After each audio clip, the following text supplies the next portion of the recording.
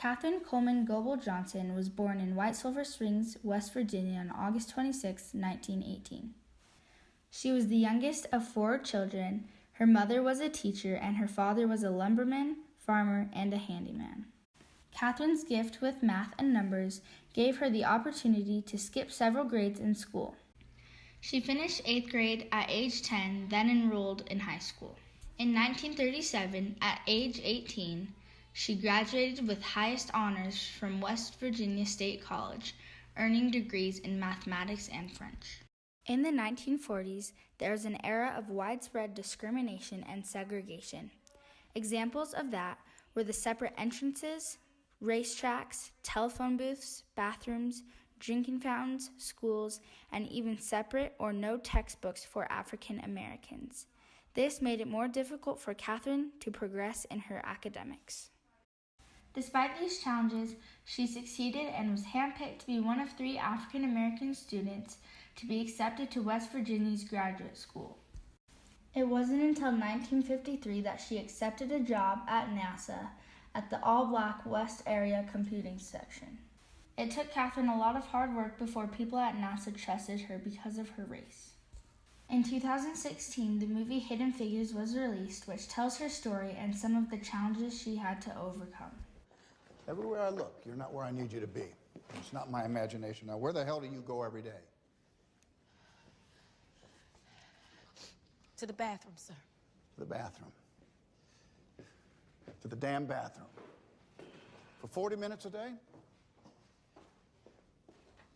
What are you doing there?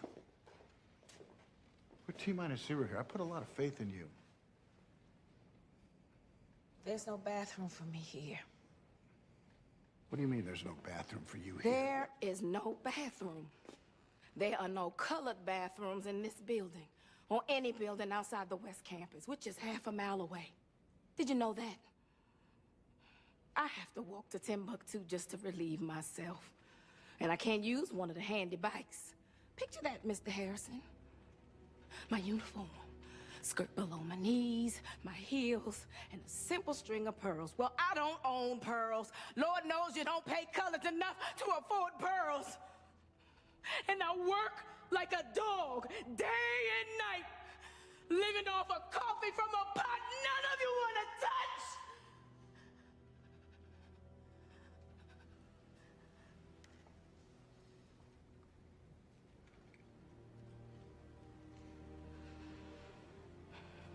So, excuse me if I have to go to the restroom a few times a day.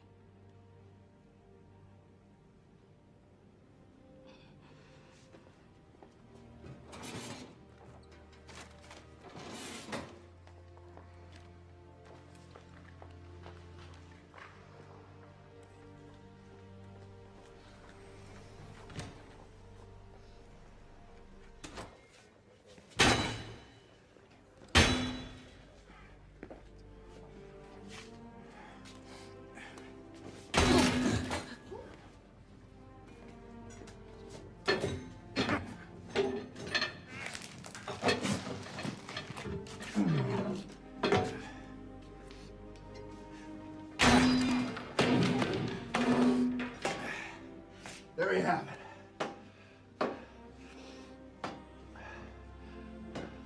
No more colored restrooms. No more white restrooms. Just plain old toilets.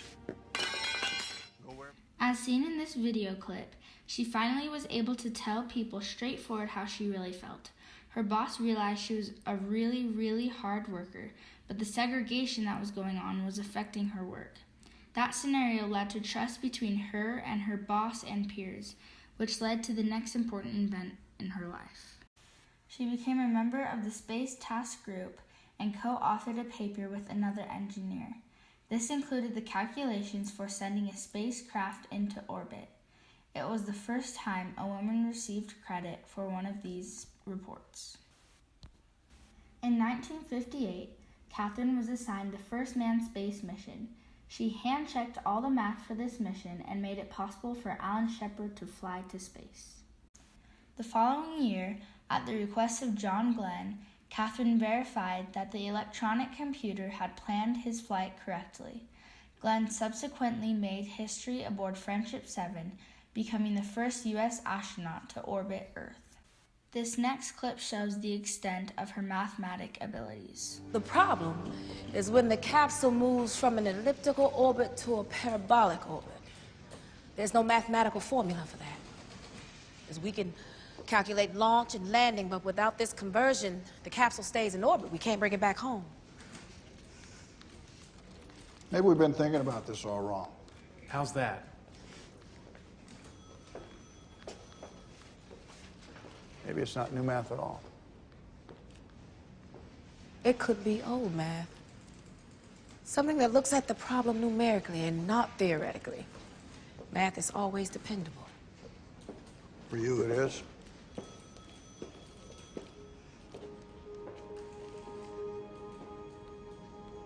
Euler's method. Euler's method. Yes, That's ancient. but it works. It works numerically.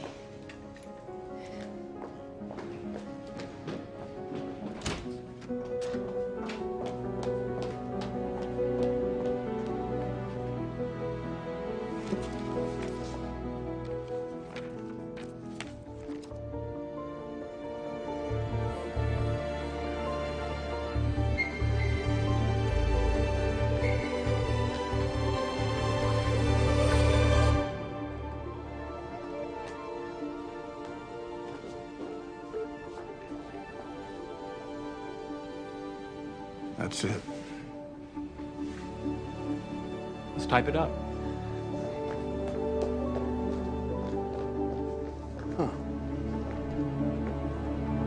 Catherine continually used her mathematic abilities for many projects at NASA, including launching the rocket for the Apollo 11 mission, which sent the first 3 men to the moon. Catherine received many awards and honors for her incredible work, including the Presidential Medal of Freedom in 2015.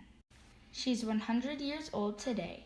There is a NASA building named after her, a statue of her at West Virginia State University, and there's even a Katherine Johnson Barbie doll.